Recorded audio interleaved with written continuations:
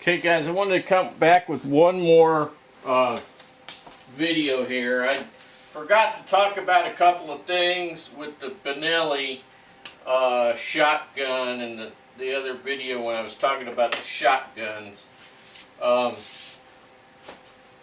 So I talked about the action on the M2 with the inertia, right? But I failed to tell you about the M4, which is a civilian version of the M1014.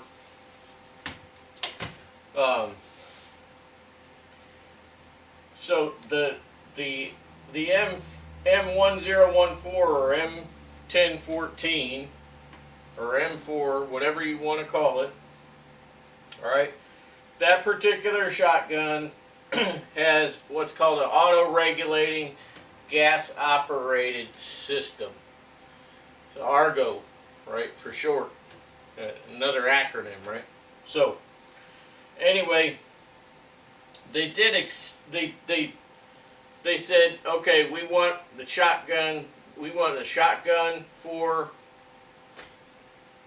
the military, and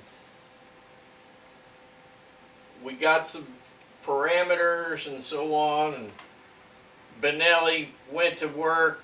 They went to the drawing board. They came up with this particular system, this ARGO system, and then they put it through the testing, and I don't know how many thousands of rounds it went through. They never cleaned it, and so on. It is a type of a gas impingement system. It's not inertia, but anyway, you break down the shotgun. So basically unscrew, pull it out, and you will see two pistons in there, and you'll see all the way it works, right? So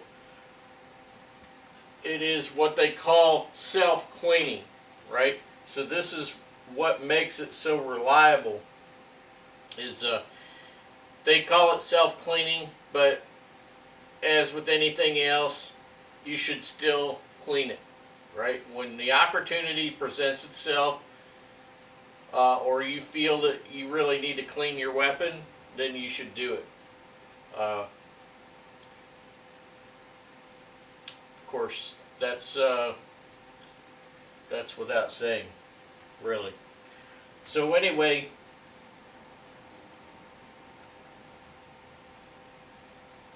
let's also talk about one other thing that I forgot to mention, is breaching.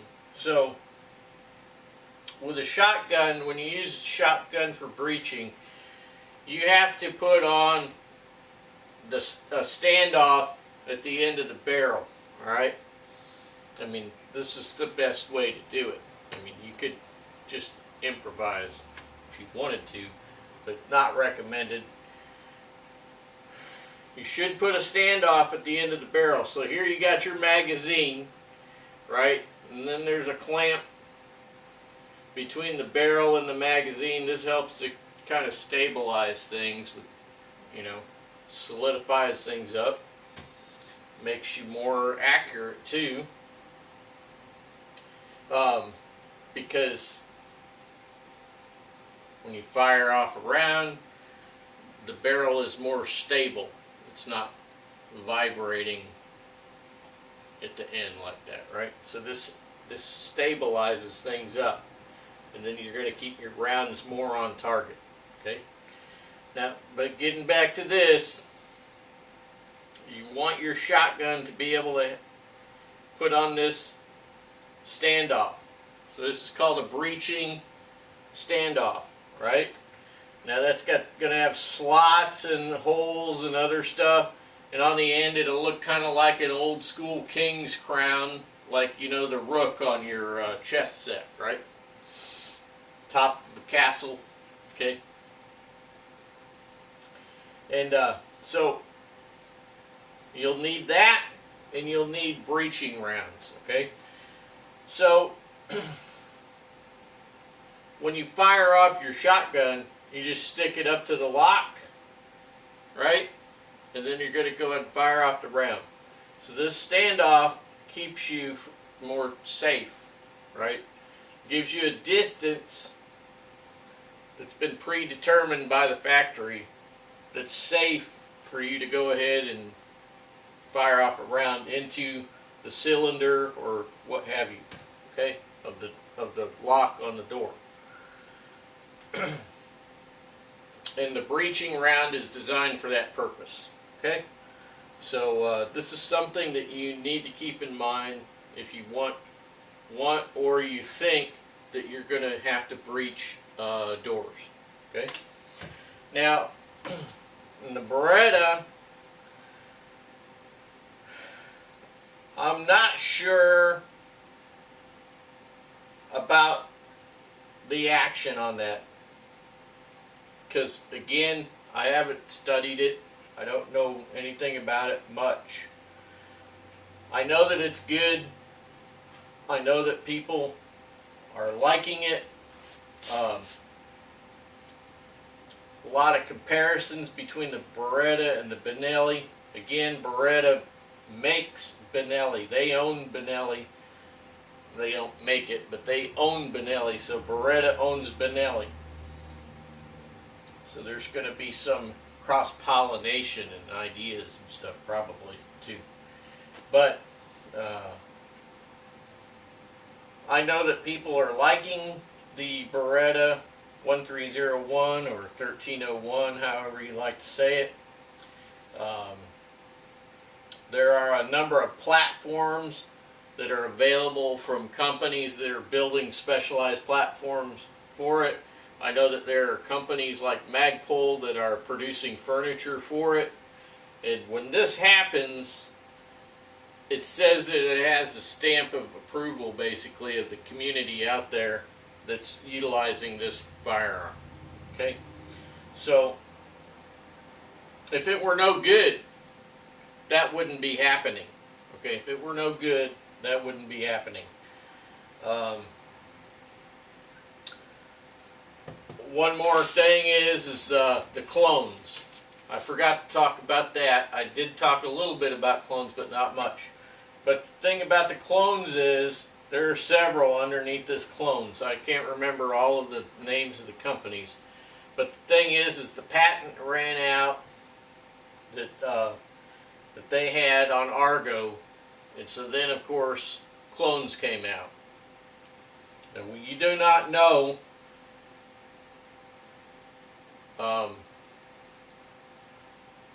what the quality is on those, okay? You don't know the quality on them. But here's the deal. So, the funny thing about this is that you see these clones coming out of Turkey and other places over there. But Beretta, they own Stoger, which is a Turkish company, okay? So, Beretta owns Benelli. So what's to say that Beretta is not behind those Benelli clones? What's to say that? I don't know. Might be something for you to research if you wanted. But if Beretta is behind any of those several clones of the Benelli firearm, it might be worth looking into if you're on a budget. I would say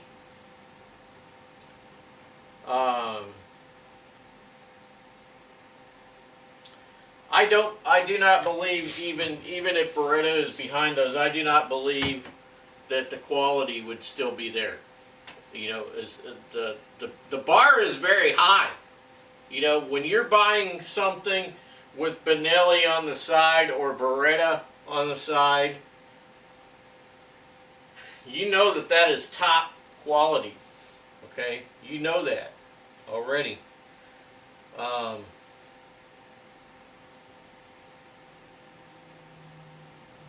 But you don't know that on these clones. You don't know. Maybe they're using lesser grade barrels. Maybe they're using lesser grade steel. Maybe lesser grade components, etc. as well, the clones, they're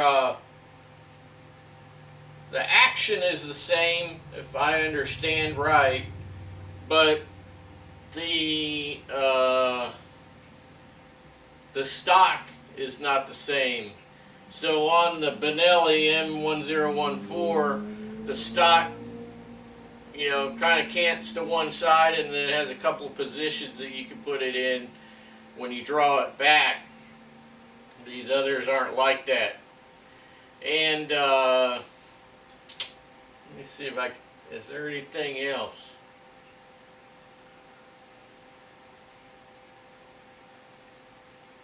There was something else I was going to say earlier, but you know, I told you that I forgot, and I still haven't remembered. But if I remember, I'll let you know in a future video. But I guess you'll just have to watch all the videos to see if I remember, right?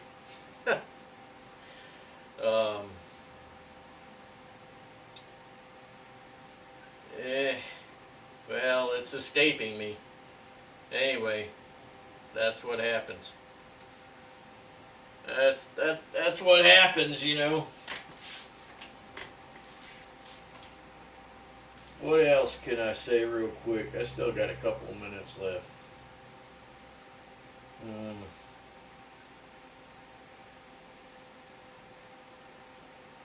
Let me see if I can remember what I was gonna say, right? So I got a couple minutes left. I'm gonna sit here and try to remember.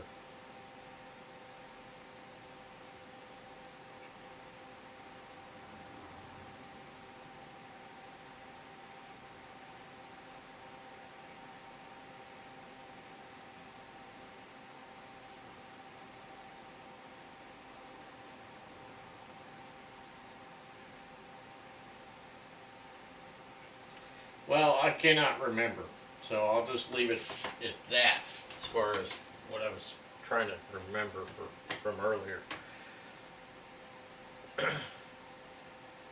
Ergonomics between the Beretta and the Benelli,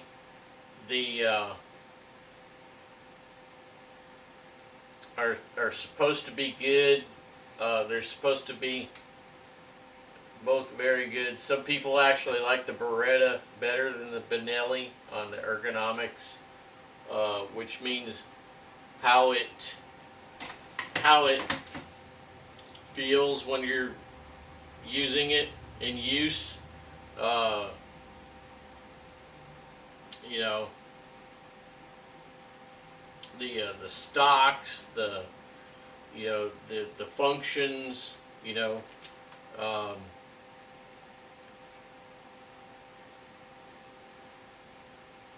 Now that Beretta is lighter. It is lighter, so people say, well, what about the kickback? You know, the Benelli is a heavier firearm, so you'll feel less kickback. But the thing is that are you looking for something lighter to carry and you can handle the kickback? You're not. Let's say you're not going to be in sustained combat.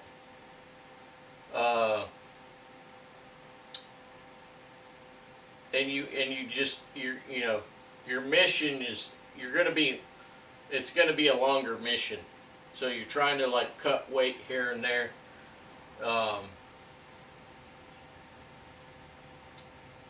As a matter of fact, I mean, for a Minuteman, you know, your mission is going to be almost nil. You know, it's not like in a regular army where you're going into combat and you're going to be sustained, right? So that may be something to consider. You know, the Beretta is a bit lighter. If you get into a situation, it's probably not going to be sustained, and you automatically have the 7+1 on your firepower. Well, guys, I think I'm going to conclude with that. If I remember what I was going to mention earlier, I'll tell you about it in a future video. Catch you later.